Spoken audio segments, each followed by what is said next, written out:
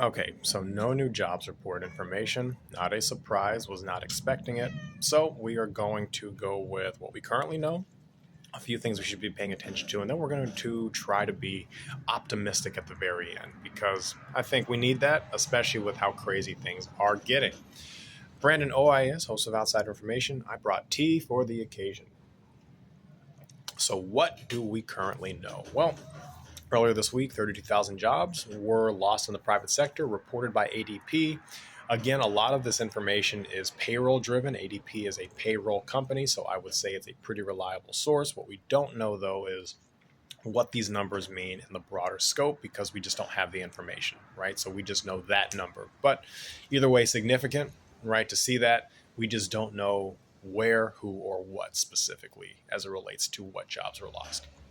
Unemployment still above 4%. It's been relatively flat the last 6 months, up or down 0.1%. Last month it was 4.3.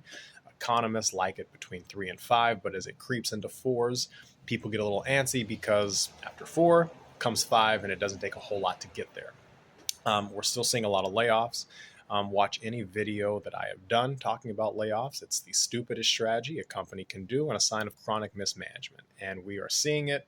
And I think it is less of a sign of the economy. It's just more people who made really bad decisions about their organization.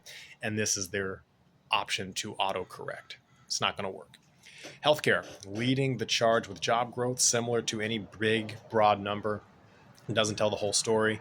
Healthcare has been pretty consistent with this the last couple of months. I would say if you are thinking that that is a safe haven, maybe pump the brakes on that. We'll go back on that at the end.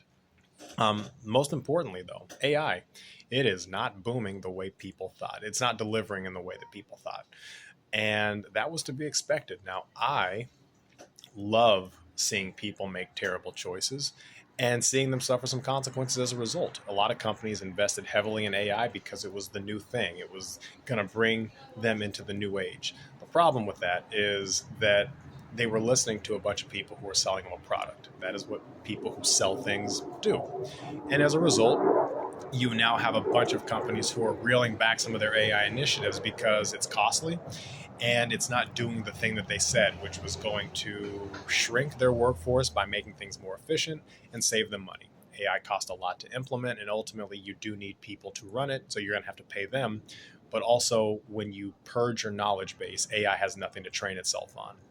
And we're seeing a lot of companies disliking what they now see versus what they thought they were going to get. And I think that's great. But that is why we're seeing a lot of layoffs in a lot of instances, in addition to companies, again, just making really poor choices. So that is what we know. What we should be paying attention to. Local unemployment, state, city, county. That is going to tell you a much bigger story than anything because that is where you live. The federal unemployment rate, that's an average. Most of us are not working federally. We are working in our local economies. So that is what's going to help you out the most. Look at the industries that really support your local economy. San Diego's unemployment has creeped above 5%. I believe it was 5.1 at the beginning of this week. We're a big biotech space, and a lot of those biotech companies not hiring, purging a lot of people because they are reliant on a lot of funding. Guess what is not coming in right now? Funding for research. That tells the story. All right. So that is going to help you out a whole lot more than the national numbers. Understand your industries, even if you're not working one of those big ones. That is going to really determine a lot of things for you. So that is something that you can do. What you should not be paying attention to are all these buzzwords and trends that people are floating out there, whether it's a Forbes, a CNBC, a LinkedIn, when they're talking about human trends inside the workplace, job hugging. I think that's a stupid trend. You're saying that people are holding on to their jobs because the economy is not great. Yeah, people hold on to a lot of things when there's instability. We don't need new words to describe basic human behavior. We've seen this with quiet quitting in the past, and we're seeing it with other frames like cushioning, or what was it, income cushioning, people having side hustles, which they've been doing forever. Ignore the trends, ignore the buzzwords. They're not helping. They are adding unnecessary labels to things that we've been doing basically throughout humanity. So that's that. Optimism. Things to be optimistic about. I would say look at the calendar.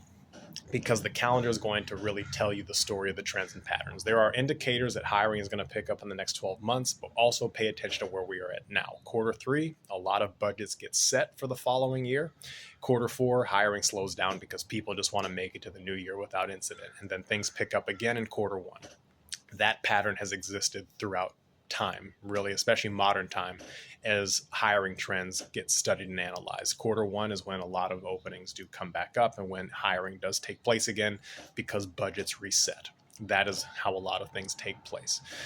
So just pay attention to that. It doesn't help you right now telling you that things are going to be better. I have been in the position where you are frantically looking for work, especially at this time of year, and telling you that, you know what, it'll be all right. That doesn't pay the bills, but understand the trends because it can give you an indicator of when you can potentially be the most opportunistic. More on that in a second. It's bad. It's not doomsday. I don't think any of these numbers are where anyone wants them. The economy itself, I wouldn't say is healthy, but it's not doomsday because we have certainly seen it in much worse ways. That being said, it could also get worse because of all the uncertainty. We just don't know. But right now, we don't have a reason to hit the red panic button.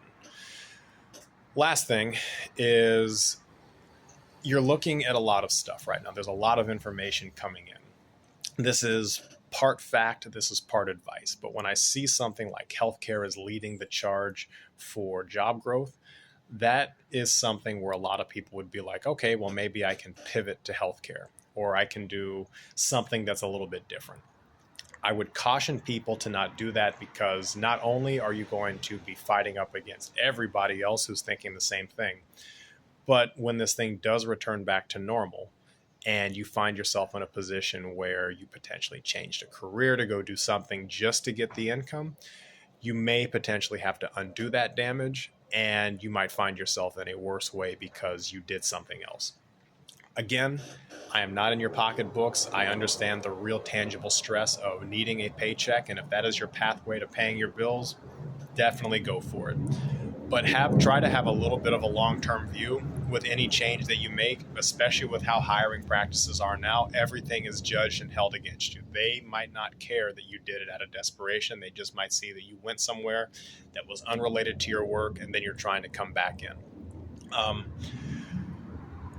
It's complicated, right? It's complicated, but there are ways to be creative. I will say that my audience, when I go out and I try to find business, it's not conventional business people. I put myself in very abstract spaces, whether it be tech, biotech, a few engineering spots, because you can shine in a different way that allows you to really project yourself and not compete with others. And that was a strategic ploy for me. It was in some ways an accident, but in a lot of ways it has been helpful. So think about it from that perspective. What do you ultimately want to do? And is doing something in the interim going to potentially impact that? That is what I would say there. Also, how else can you do it? I will say also, putting myself in front of a camera like this, putting stuff online has actually been beneficial, not just for my business, but profile in general, because you're getting some engagement, you're doing it. There are ways to showcase what you do and how you do it that can keep a more digital log of the stuff you're doing that can in a lot of ways act like a virtual resume. So just some things to pay attention to. Again, I get it. It's easy to panic. We've all got bills and obligations. And if a job is there, you might feel compelled to take it.